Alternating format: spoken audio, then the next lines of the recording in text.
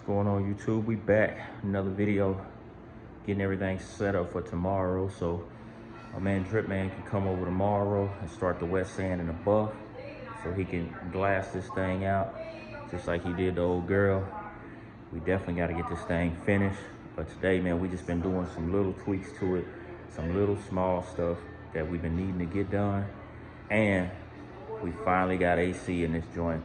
And the crazy part of getting the AC was the simplest thing in the world. It wasn't even that hard because, as y'all know, I went ahead and I replaced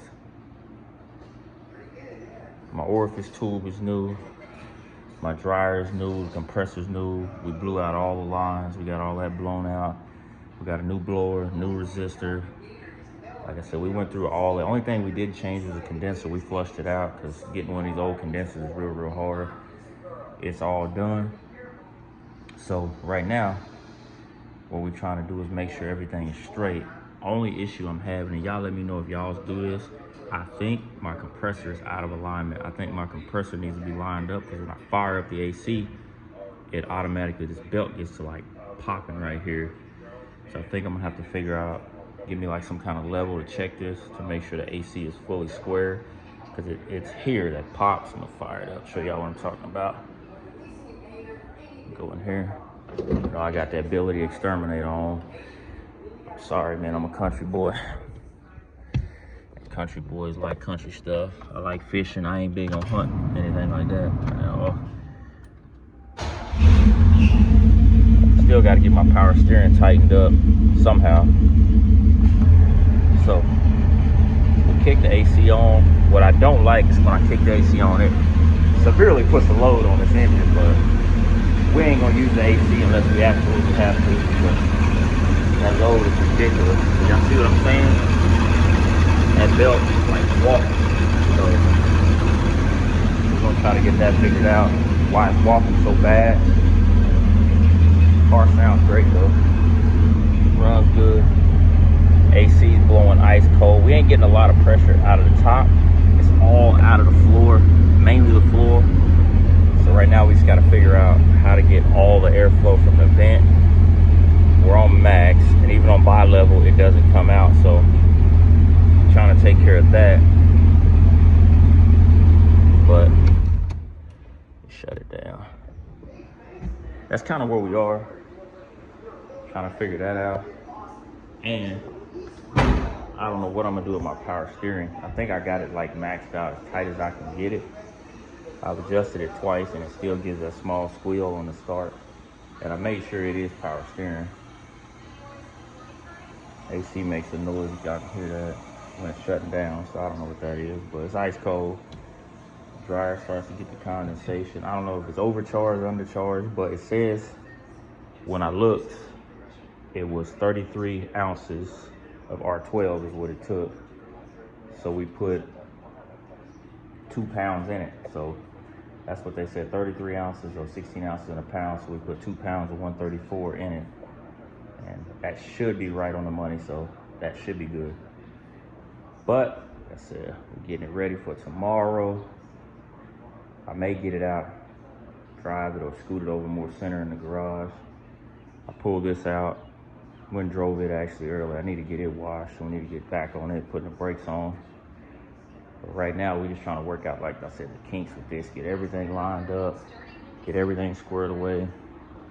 I started to put these motor mounts on, and I didn't record, but man, these power torque motor mounts are terrible. They don't even fit right. I went through the whole fight of trying to get it in and out, and it didn't work out.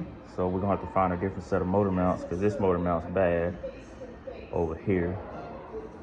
It's like completely torn down, and the motor shifts a little bit when we're putting it in gear. We got to get that figured out.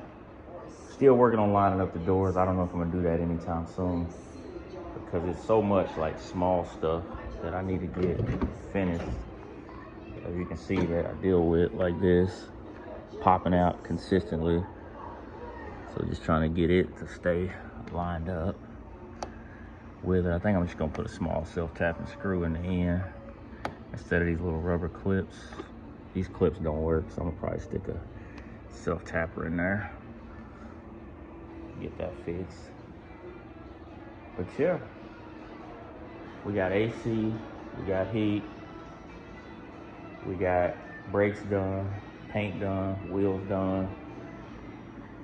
Wet sand and buff tomorrow on Father's Day. If I don't drop a video tomorrow, man, happy Father's Day to all the fathers out there that's actually, you know, taking care of their children, being great husbands, all the above, man. That's so rare these days, man, and I want to give a shout out to everybody doing that. But like I said, we got AC. I don't know how often I'm gonna use it. I'm trying to figure out this dancing belt situation today.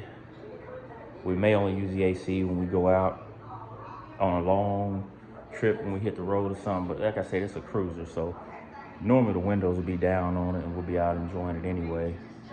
So what y'all think of that Cutlass, man? I think it looks good. And for it to be